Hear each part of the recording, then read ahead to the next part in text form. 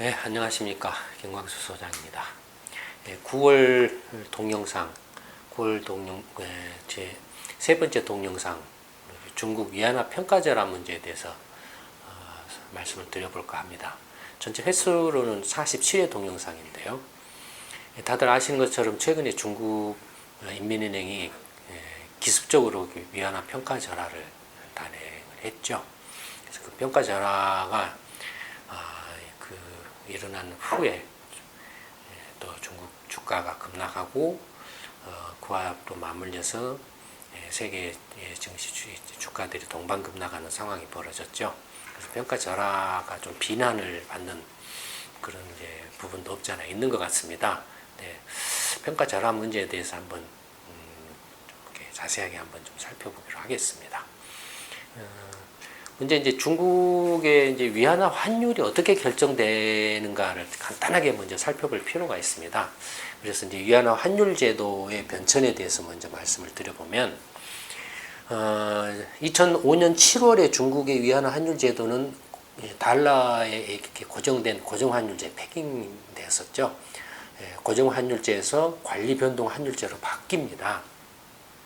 그러니까 2005년 7월 이전에는 1달러당 8.27 위안으로 딱 고정되어 있습니다. 달러가 움직여도 위안도 그 달러에 똑같이 따라서 움직이면서 딱 고정돼가 패킹됐다고 그러죠. 움직이는 그런 고정환율 제도였는데, 그걸 이제 그 시장 환율 제도하고 고정 환율 제도의 중간 단계가 이제 관리 변동 환율 제도라는 게 있습니다. 그러니까 고정 환율제하고 시장 환율제의 중간이니까 약간 고정적인 성격도 있고 시장 환율 변동을 반영하는 부분도 있고 짬뽕이죠. 그래서 그런 관리 변동 환율 제도로 바뀌었는데, 근데 어떻게 이제 그 관리 변동 환율 제도로 바꿨냐면, 이제 통화 바스켓을 구성을 합니다. 위안화에 대해서 이제 달러와 미국 달러와 주요 통화 4개, 미국 달러와 이제 유로화, 일본 엔화, 한국 원화, 그러니까 중국과 이제 교역 비중이 높은 이 4개 경제권을 주요 통화로 하고, 그 다음에 나머지 또 이렇게 추가로 6개 통화를 넣어가지고 전체 10개 통화로 이제 통화 바스켓을 정해가지고 그 10개 통화의 가중평균치를 이제 기준으로 해서 위안화 환율을 딱 이제 정합니다. 그래서 인민은행이 매일 아침에 이제 그 환율, 그 가중평균 환율을 고시를 합니다. 그걸 이제 고시 환율 또는 기준 환율이라고 하죠. 그러니까 그런 식으로 이제 바꿨다라는 거죠. 달러 딱 고정시키는 환율에서 통화 바스켓을 구성해 가지고 이제 그 통화 바스켓에 대한 위안화의 환율을 매일매일 계산해서 인민은행이 이제 고시를 하는 그런 식으로 바뀌었다라는 겁니다. 근데 그 역시 그 통화 바스켓이라고 해도 가장 달러의 비중이 크죠. 달러의 비중이 크고 그래서 이제 거의 뭐 달러하고 그 관계 속에서 이제 위안화 환율이 결정됐다라고 이렇게 봐도 이렇게 과언이 아닌데, 어쨌든 그런 관리 통화 제도로 바꾸면서 이제 통화 바스켓을 구성해서 위안화의 기준 환율 내지 고시 환율을 결정한다라는 식으로 됐다 이겁니다. 그다음에 이제 그 통화 바스켓에 대해서 이제 그 위안화의 그 기준 환율을 매일매일 이렇게 정해서 발표하지만, 거기에 추가로 환율 변동폭, 하루하루의 환율 변동폭도 제한을 했습니다. 처음에는 이제 하루 변동폭을 기준 환율을 고시 환율을 기준으로 해서 상하 0.3% 이내로 딱 제한. 그 이상 넘어가면은 그 환율을 딱 그 이상 거래를 못하도록 환율을 딱 고정시켰다라는 거죠. 그래서 이제 처음에는 그 상하 0.5%, 그다음에 2007년에는 그걸 0.5%로 조금 더 늘렸고, 조금씩 시장의 그 실세를 조금씩 비중을 늘리는 쪽으로 오고 있다라는 거죠. 그다음에 2012년에는 그걸 1%로 이렇게 확대하고, 2014년에는 2%로 이렇게 확대를 해왔죠. 점점 시장 그 힘을 중시하는 쪽으로 이제 시장에 의해서 환율이 결정되는 식으로 이렇게 바꾸어 이렇게 오는 형태를 취했다라는 겁니다. 근데 그렇게 바꿨지만, 제도는 바꿨지만 실제는 어떻게 했느냐라고 하면은, 실제는 시장의 실세 환율을 이렇게 인민은행이 이렇게 통화 바스켓 해가지고 각 통화별로 시장의 수급에 의해서 결정되는 그런 환율로서 결정을 하는 거 아니고, 그냥 인민은행 마음대로 실제는 인민은행이 뭐 이렇게 고정시키고 싶으면 고정시키고 시키면 뭐 그냥 좀 직설적으로 말하면 뭐 그런 식으로 지 마음대로 결정을 했다라는 거죠. 시장 실수 환율을 무시하고 일방적으로 인민은행이 지 마음대로 결정을 해왔다라는 겁니다. 어쨌든 뭐 그런 식으로 실제는 해왔는데 위안화 이렇게 환율 제도를 이렇게 고정 환율에서 이제 변동 환율 관리 변동 환율제로 바꾸고 난 후에 위안화 환율이 어떻게 변했느냐 하면은 보시는 것처럼 이제 2005년 7월 달에 8.27 위안으로 고정돼 있었던 것이 이제 바뀌면서 점점 위안화가 어떻게 됩니까? 강세를 보이죠. 달러에 대해서 이제 뭐 2009년 그 글로벌 금융위기 직후에는 6.8위안 정도까지 이렇게 주르륵 떨어지고 그 다음에 또 조금 멈췄다가 다시 이렇게 쭉 떨어졌다가 지금 멈추고 있는 이런 모습이죠. 그래서 현재는 6.12위안 정도에서 왔다리 갔다리 하고 있죠. 그렇죠. 실제 뭐 달러 환율은 다른 통화 환율 같은 경우는 굉장히 변동이 큰데 이거 봐보시면 이렇게 유로 환율, 그다음에 엔화 같은 것도 굉장히 이게 왔다 갔다 하고 있지 않습니까? 다른 통화에 비하면 위안화는 지금 뭐 이렇게 계속 강세를 보여왔죠. 전체적으로 보면은 이제 그 위안화 환율이 미국 달러에 대해서 25% 가량, 그러니까 8.27 위안이 지금 6.12 위안 왔다 갔다. 최근에는 이제 평가 절하해가지고 6.4 위안 정도 돼 있죠. 근데 어쨌든 그 인민은행의 평가 절하를 하기 직전까지는 한 25% 가량 위안화가 강세를 보여서 평가 절상이 계속 되어 왔죠. 그 하기 전에는 절상이 되어 왔다라는 겁니다. 근데 이렇게 이제 평가 절상이 계속 되어 오다가, 그러니까 평가 절상 쭉 했다가 이제 조금 상황이 안 좋으면은 또 멈추고, 평가 절상을 했다가 또 멈추고 이런 모습을 보여왔는데, 갑자기 이제 인민은행이 며칠 지난주에 이제 위안화 평가 절상을 이렇게 갑자기 단행을 했다 이겁니다. 8월 11일 이제 기준환율 설정 이렇게 단행하면서 뭐라고 발표를 했냐면은, 이제 관리 그 변동환율제도 통화 바스켓 있지 않습니까? 그 기준환율 설정 방식을 변경하겠다라고 이렇게 발표를 했습니다. 뭐 어떻게 변경을 하느냐? 앞에서 말씀드렸던 것처럼 인민은행이 지 마음대로 결정했던 방식을 이제 진짜로 이렇게 그 바스켓 환율을 제대로 반영해가지고 시장 실세에 맞도록 조금 이제 하겠다라고 이렇게 변경을 발표를 했다라는 거죠. 그 인민은행이 갑자기 이렇게 평가 절하를 단행한 배경이 뭐냐? 크게 이제 그 네 가지를 들었습니다. 이미 이거에 대해서는 경제 단신에서 자세하게 설명을 했죠. 좀 더 자세하게 이제 좀 알고 싶으신 분들은 경제 단신을 참조를 하시면 됩니다.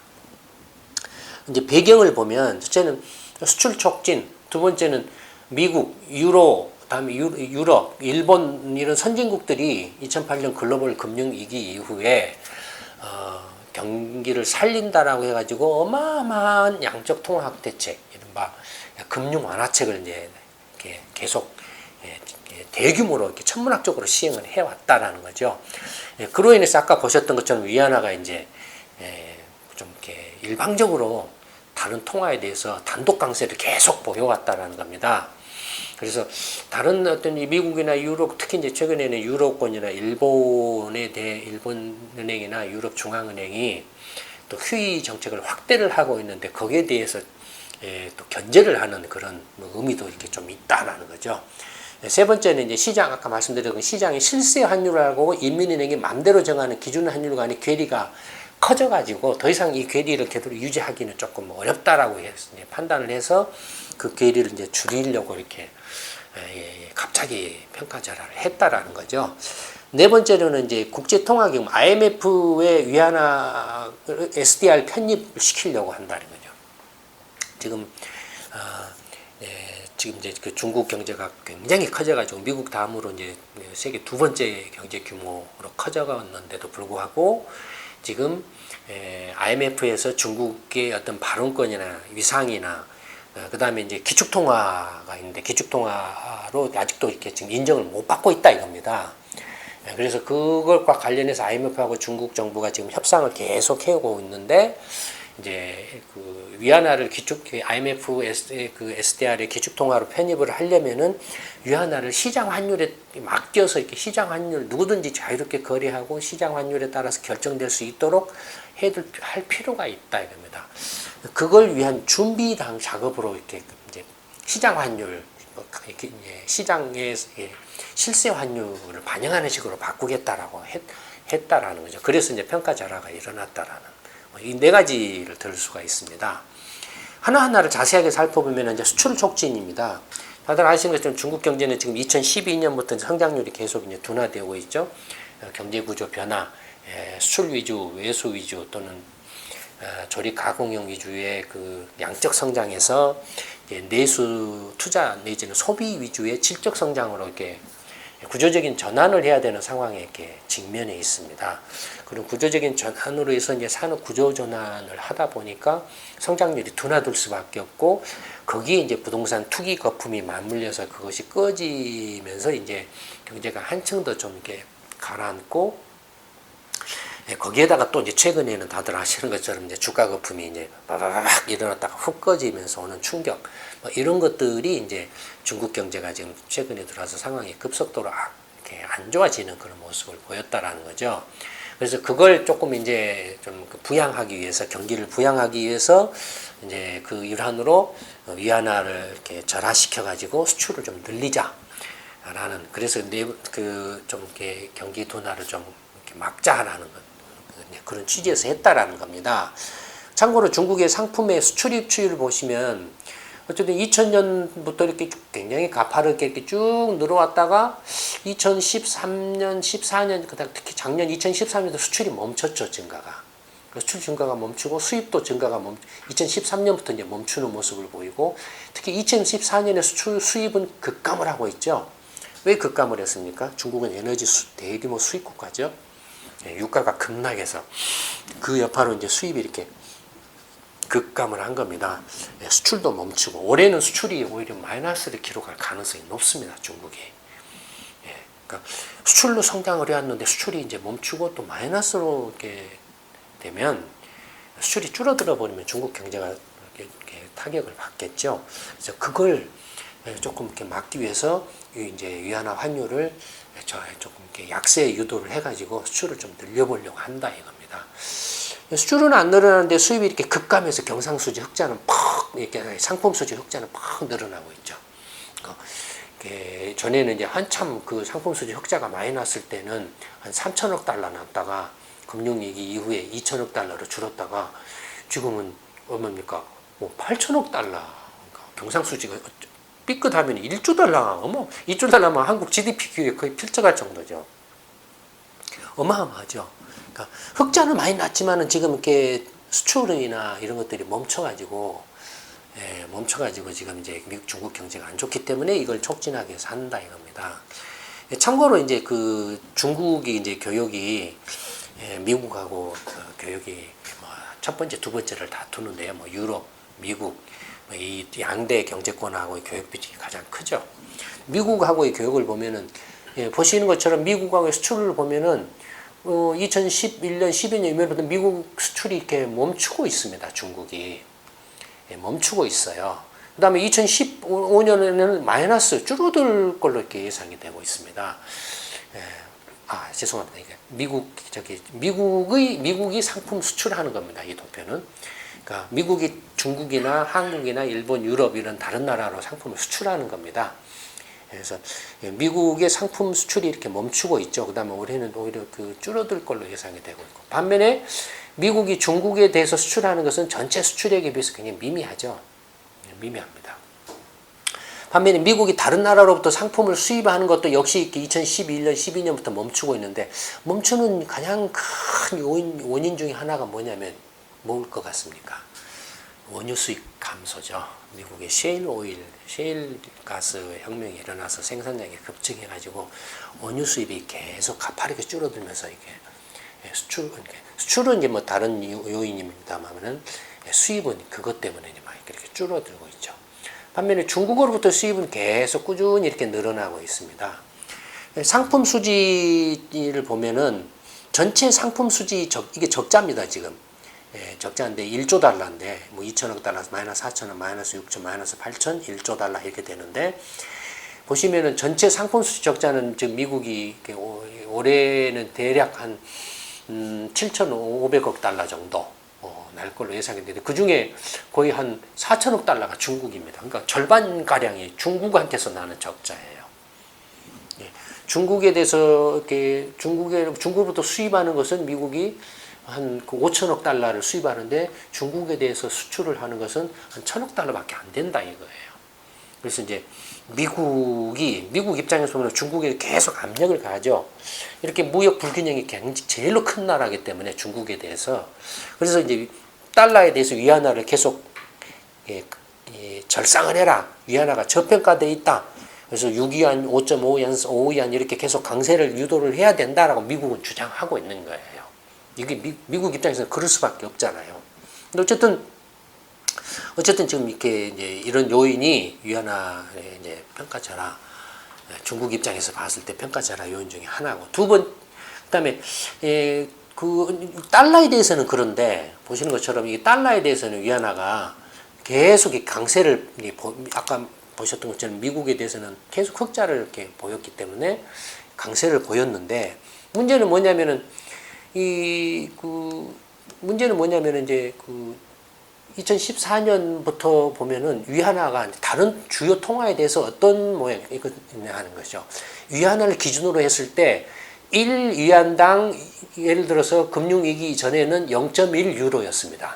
1위안당 0.1유로였는데 이게 이제 위안화가 이렇게 쭉 어떻습니까? 1위안당 0.2유로까지 위안화가 강세를 보였죠. 20% 강세를 보인 거예요. 2014년 초까지만 해도 1위안당 0.12유로였습니다. 근데 이게 이제 2014년부터 확 올라가지고 15%는 올라서 0.14유로를 넘어갔어요. 왜 2014년부터 이렇게 갑자기 그 위안화가 유로에 대해서 강세를 보였을까요? 그건 뭐냐면 2014년부터 유럽 중앙은행이 또 그 양적 확대책을 강화를 합니다. 양적 확대책을 그때부터 강화를 하고 그 다음에 올해 들어서는 매월 650억 유로씩 1년 반 동안 계속 또 이렇게 QE 정책을 하겠다라고 발표를 하죠. 그 여파로 이렇게 유로화가 위안화에 대해서 이렇게 약세를 보이고 유로화가 달러당 2014년 초까지만 해도 달러당 그러니까 유로당 1.35달러, 뭐 1.3달러 이 정도 했었죠. 근데 이렇게 유럽 중앙은행의 양적 확대책을 확대하면서 그것이 쭉 떨어져 가지고 지금은 1.11달러, 1유로당 또는 1.7달러, 8달러까지 떨어졌죠. 지금 최근에는 거기까지 떨어졌었죠. 그러니까 유로화가 이렇게 약세를 쭉 보이니까 거의 달러하고 사실상 붙어서 이렇게 왔던 위안화도 유로화에 대해서 이렇게 강세를 보였다라는 거죠. 그다음에 일본 엔화 같은 경우도 보면 2013년부터 푹 뛰었죠. 거의 50% 뛰었어요. 위안화가 엔화에 대해서 50%가량 강세를 보였습니다. 근데 보시면은 2013년부터 이렇게 강세를 보인 건 다들 아시는 것처럼 일본이 이때 아베노믹스가 이제 추진이 됐죠. 그 여파죠. 그러니까 일본은행이 막 또 양적 확대책을 강화해가지고 엔화를 찍어내서 엔화 약세를 유도를 했죠. 그러니까 달러당 80엔 정도 하던 것이 100엔, 110엔, 120엔, 125엔까지 주주쭉 온 거예요. 2014년에도 또 이렇게 두 차례에 걸쳐서 뛰었죠. 2012년 후반하고 2014년 또 후반에 이때 아베노믹스 1차 양적 확대, 아베노믹스 2차 양적 확대 2014년 후반에 했죠. 2014년 후부터 위안화가 또 엔화에 대해서 25%나 강세를 보인 거예요. 그러니까 위안화가 달러에 대해서도 계속 강세를 보이고 이제 유로화나 엔화에 대해서는 보시는 것처럼 이렇게 강세를 보였지만은 금융위기 이후에 그래도 일정 수준을 유지를 해왔는데 일본 은행하고 유럽 중앙은행이 양적 확대책을 시행하면서 위안화가 유로하고 엔화에 대해서 막 이렇게 올라서 강세를 보였다. 그러니까 중국이 수출 상품의 가격이 적어도 유로에 대해서는 뭐 한 15%, 일본에 대해서는 25% 더 올라갈 수밖에 없었다 이거죠. 한국 원화에 대해서도 사실은 한 15% 강세를 보였어요. 2014년부터. 이렇게 위안당 한 160, 한 2, 3원 정도, 2, 3원 정도 하던 것이 180원을 넘어갔으니까 전체적으로 한 이렇게 강세를 보였죠. 특히 그 원화가 금융위기 전에는 1위안당 120원 정도 하던 것이 160, 70원으로 팍 뛰어버렸죠. 중국에서 중국 수출이 팍 늘어났죠. 중국에 수출하면 위안화로 이렇게 수출해서 위안화로 벌면은 한 차익이 굉장히 많이 났죠. 한국 경우에. 원화도 이렇게 굉장히 위안화의 그 강세에 압박을 가한 그런 요인이 됐다 이겁니다. 그러니까 주요 이렇게 통화들이 전부 위안화에 대해서 인위적으로 양적 확대 체계다 뭐다 해가지고 약세 유도를 해서 상대적으로 위안화가 강세를 보였다. 그래서 중국의 수출이 위축될 수밖에 없었다라고 이제 생각을 한다 이거예요. 그래서 이제 그걸 여기에 대항하기 위해서 이제 위안화를 여기에 대항하기 위해서 위안화 평가 절하를 인민은행에 단행을 했다 이겁니다. 그러니까 일본이 아베노믹스를 하고 유럽 중앙은행이 QE를 이렇게 다시 재개를 하면서 엔화와 유로화가 약세를 보이니까 중국 입장에서는 수출이 이렇게 침체될 수밖에 없다. 그래서 평가 절하를 통해서 일본이나 유럽에 대해서 경고하는 메시지를 던진 거나 마찬가지죠. 니들 계속 그렇게 양적 확대 체계에서 인위적으로 유로화나 엔화 약세 유도하면 우리 계속 평가 절하한다 라고 이렇게 경고를 던지는 그런 의미도 담고 있죠.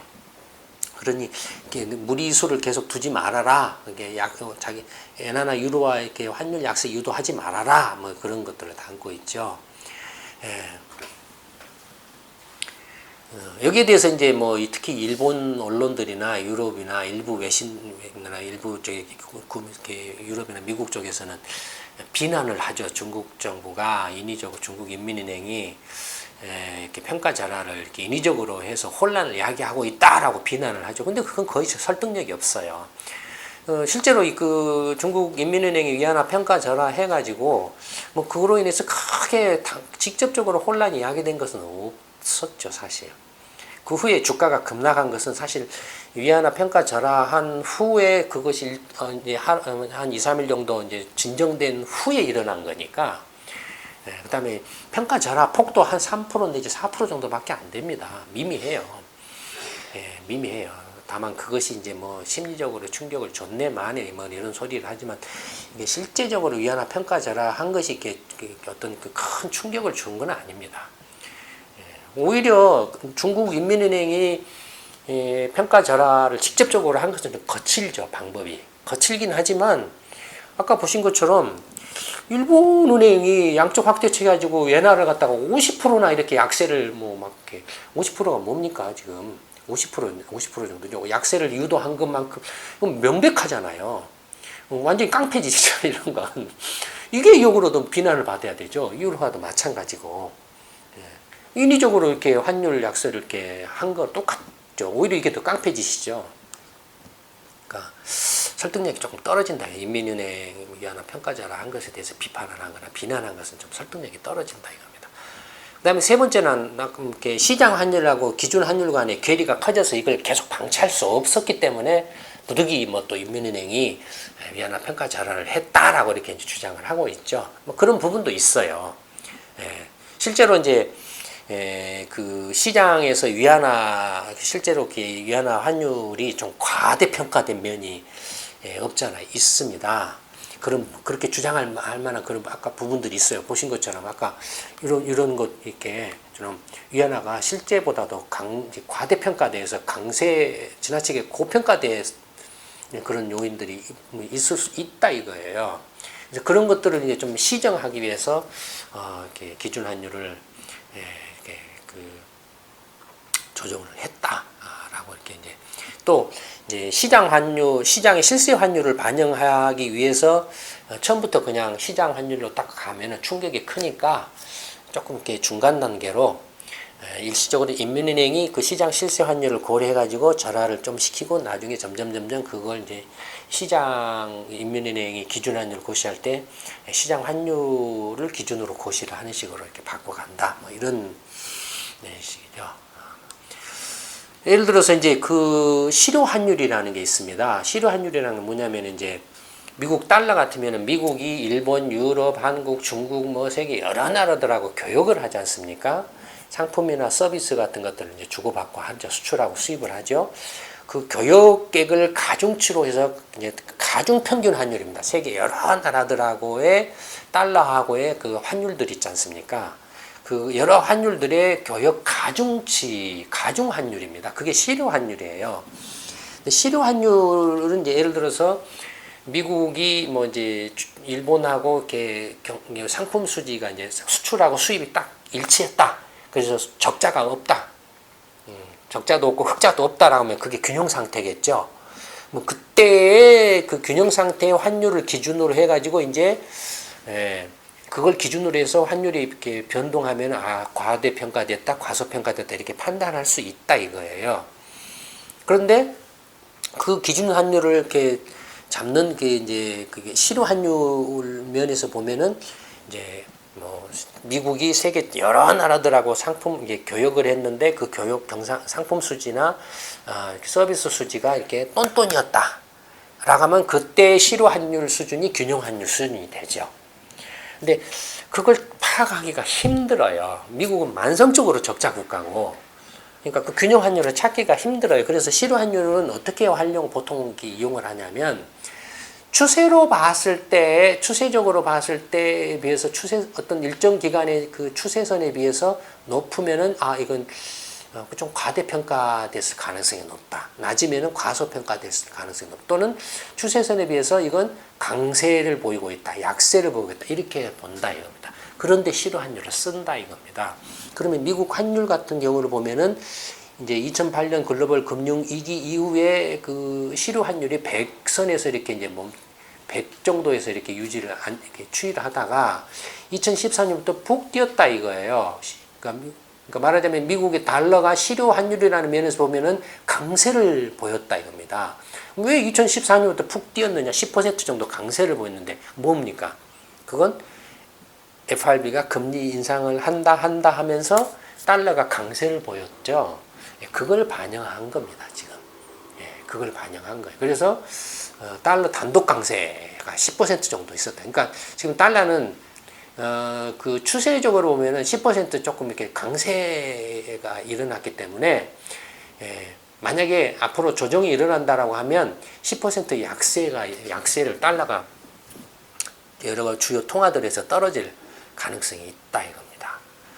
반면에 중국 위안화 같은 경우를 보시면 금융위기 이후에 100을 기준으로 왔다 갔다 하다가 이렇게 강세가 계속 진행된 2012년부터 이렇게 강세가 이렇게 하면서 특히 2014년에 벙 뛰죠. 한 10%푹 뜁니다. 위안화가.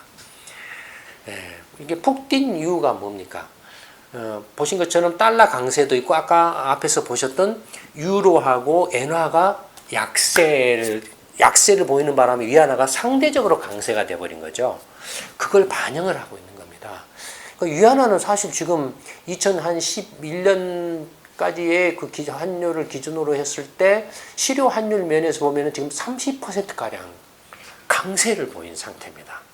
한 3, 4년 동안에 30%가량 위안화는 강세를 보여온 거예요.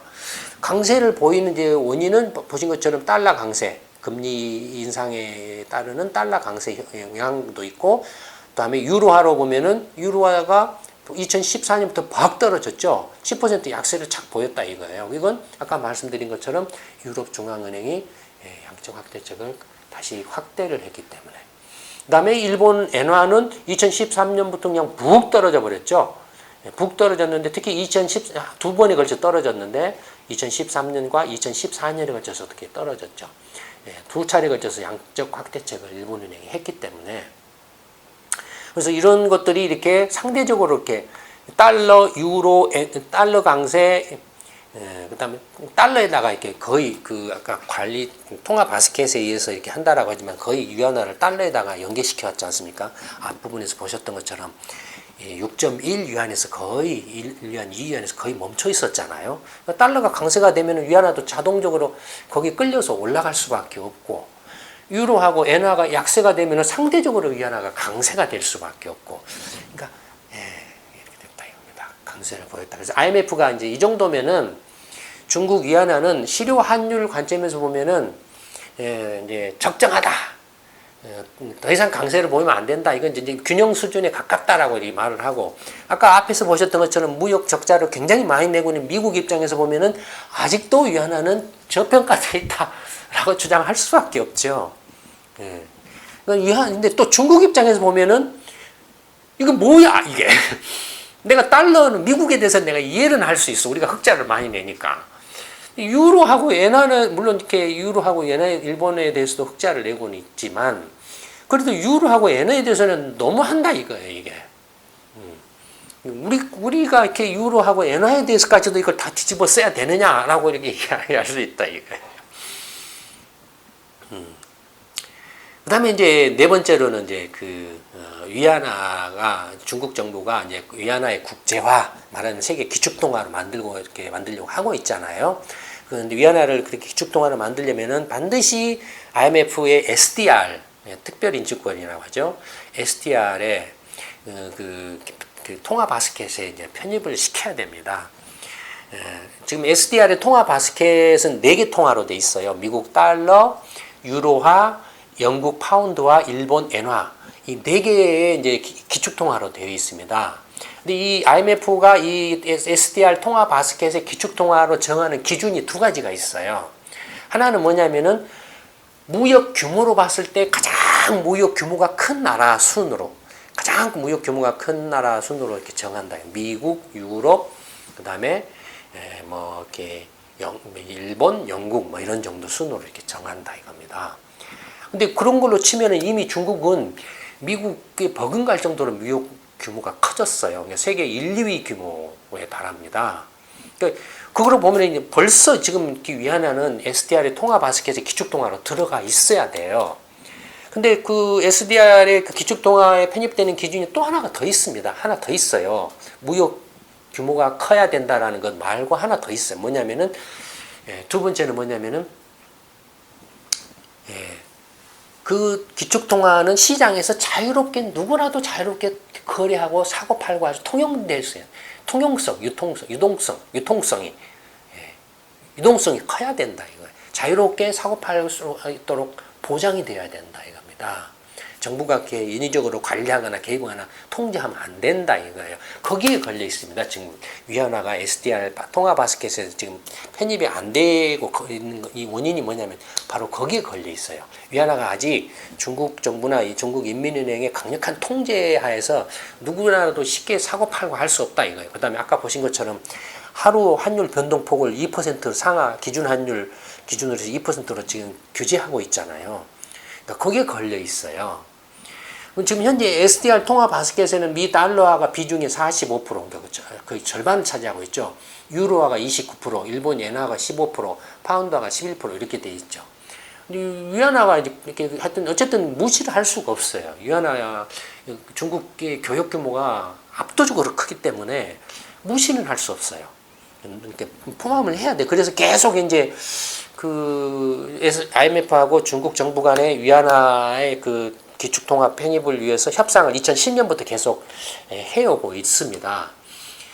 계속 협상을 해오고 있는데 올 연말까지 이제 1차적으로 결론을 위안화를 SDR 통화 바스켓 기축통화에 넣을 거냐 말 거냐를 일단 한번 올 연말까지 결론을 내는 걸로 올 연말까지 서로 협상을 해보는 걸로. 근데 거의 조금 이렇게 현재로서는 좀 힘들지 않을까 싶은데. 어쨌든 지금 중국 정부 입장에서는 올 연말 안에 그 결판을 내려고 이제 위안화 환율을 중국 인민은행이 이제 고시하는 방식을 시장 이제 누구든지 자유롭게 사고 팔 수 있도록 이렇게 시장의 실세에 맡기는 식으로 이렇게 바꿔간다라는 제스처를 보인 거죠.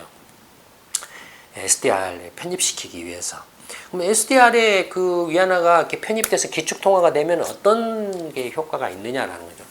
당연히 이제 외환 보유 부담이 줄어들죠. 지금 벌써 중국은 달러 보유액이 뭐 3조 6천억 달러를 넘고 있잖아요. 왜 남은 나라 돈을 그렇게 어마어마하게 가질 필요가 없어요. 위안화 자체가 이미 국제 기축통화가 돼가지고 달러처럼 막 다른 나라들이 위안화를 외환 보유고는 막 보유하고 무역하고 수출입할 때 그 결제 통화로 쓰고 하면은 굳이 중국이 뭐 달러를 많이 사가지고 막 쌓아둘 필요가 없어요. 그 자체로 독자적으로 이렇게 자기 통화 정책을 이렇게 위안화를 중립 기반으로 해서 통화 정책을 펼치고 하면은 세계 경제를 리드해 갈 수 있거든요. 그러니까 그걸 이제 원하는 거고 이제 뭐 바라는 거죠, 중국 정부가. SDR에 기축통화 되면 그런 게 있다 이겁니다. 지금 현재 SDR의 이제 쿼터 지분은 의결권인데 미국이 한 17, 8%, 유로권 19개 나라가 23%, 일본이 6.5%, 영국이 4.5%, 되게 쿼터 지분에 비례해서 의결권이 주어지는데 거기에 비해서 경제 규모로 보면은 지금 세계 위 대국인데 중국의 쿼터 SDR의 그 쿼터 지분은 4%밖에 안 돼요.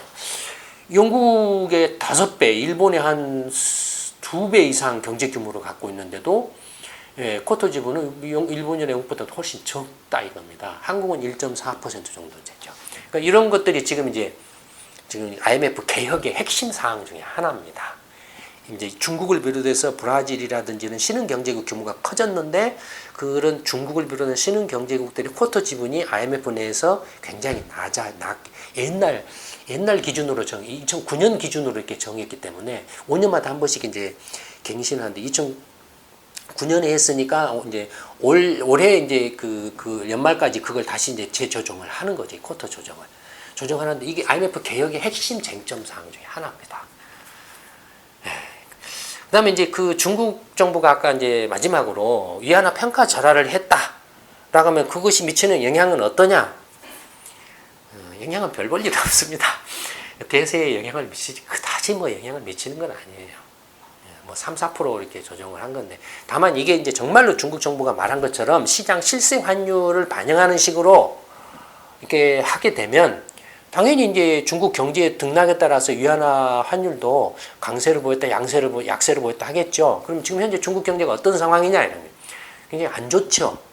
안 좋죠. 만약에 중국인민은행이 시장 실세를 반영해서 위안화 환율을 이렇게 실세에 맡기는 식으로 이제 이렇게 발표를 하게 되면 비록 지금 현재는 위안화 환율이 6.4 위안에서 멈춰 있지만 이게 그 앞에서 보시는 그 불균형, 위안화가 지금 현재 2014년을 기준으로 10% 강세를 보이고 있죠.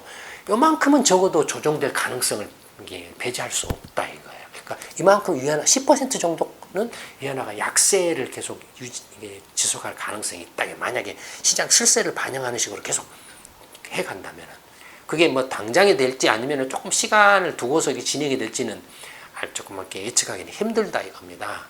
그렇지만 어쨌든 10% 약세를 보인다라고 하면은 근데 6위안에서 0.6 위안 정도 올라가니까 지금 6.4죠. 그러니까 6.6, 6.7까지도 갈 수 있다 이겁니다.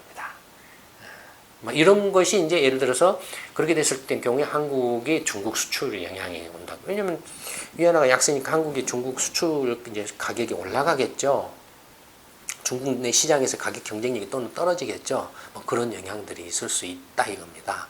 그러나 중국의 위안화, 그러니까 상대적이에요. 환율은 다른 나라 통화들하고의 상대적이에요. 그러니까 결국에는 환율을 이렇게 조작을 해서 또는 환율 약세나 강세를 유도해서 뭘 하려고 하는 것은 제로섬 게임에 불과합니다.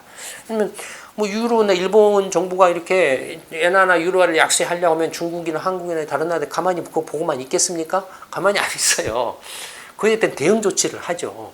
결국에는 또 다시 원점으로 돌아와요. 제로섬 게임이에요. 그런 겁니다. 9월 세 번째 동영상 위안화 평가 절하와 영향에 대해서는 이걸로 마치도록 하겠습니다. 감사합니다.